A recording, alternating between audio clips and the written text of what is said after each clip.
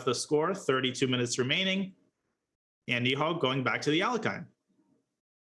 Now, this didn't really work out for him in the game one. I think that's why he played c6. He said, let me defend that damn knight on d5. Yeah, and c6 is the most popular move. So there's nothing wrong with black's overall setup. It's just the move order. And sometimes the knight comes back to c7 here and then later swings back to e6 in order to hit the somewhat tender pawn on d4.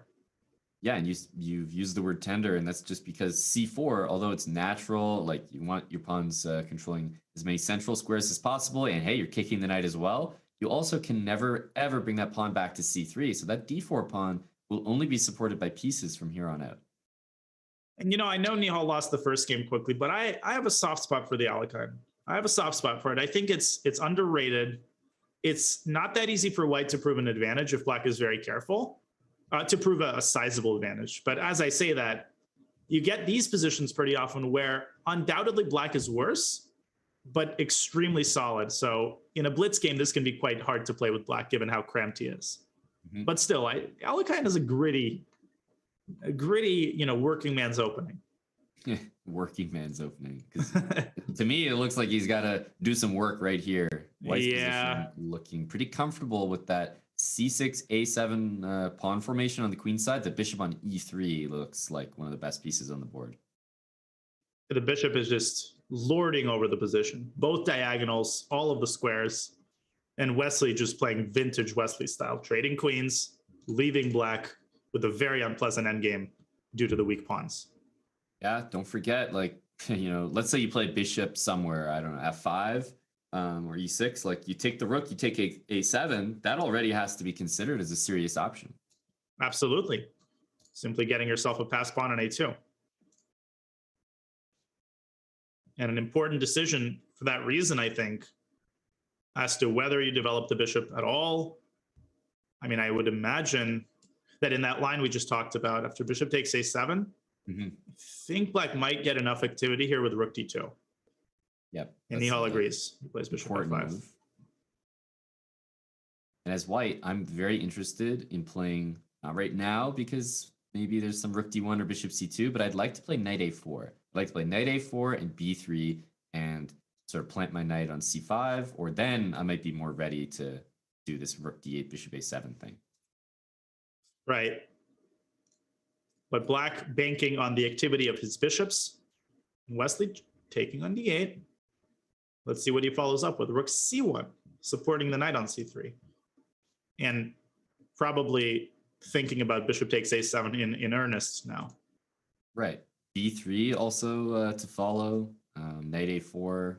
Both of those moves look pretty good next. Nihal has to find a way to get his minor pieces active, prevent white from this queenside expansion. I like the move knight e6 heading for d4, and still bishop takes a7 might walk into rook d2.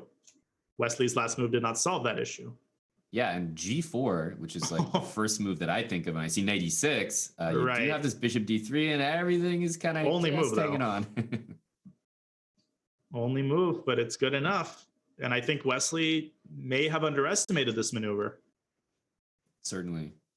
Yeah, if black gets to play bishop or knight onto d4, then I think his position starts to look up here. Yeah, and of course, Nihal has, you know, for several years now impressed me with his endgame play. It's one of the reasons that I talk about the younger generation and, 15, 16, 17-year-olds. There's this Russian expression literally translated with youth or with young players into the endgame. That's not applicable anymore because Nihal, Firouzja, their endgames are no worse than somebody 25, 30 years their senior. They work on endgames just as hard as on every other stage of the game. Yep. I think back most famously to Firouzja Mamedyarov very recently, where he won this endgame that I basically thought was drawn for my entire career. But you know the story of that game. Like 150 years ago, there was a game that reached that exact same position. And Alapin was playing, I think, on the defending side, and he actually found the drawing move that Mamedyarov missed. Shows you that the old guys weren't that bad. They still got it. Yeah. They knew it a while ago. It was written in stone. In the meantime, I think black is now perhaps even for choice as Nihal hunts for white's weak kingside pawns. Or maybe not, maybe back to d4. I like the poll that's going on in the chat right now. How to pronounce that word. Well, you know what's amazing about that, Aman, is that ALEKHINE, and I'll tell you how I pronounce it, is a very famous situation in Russia, because most Russians, because of the way that your sort of phonetic interpretation works, will say Alyokhin. Alyokhin. Yep. But ALEKHINE himself apparently pronounced his name ALEKHINE, not a Y-O, but an E sound.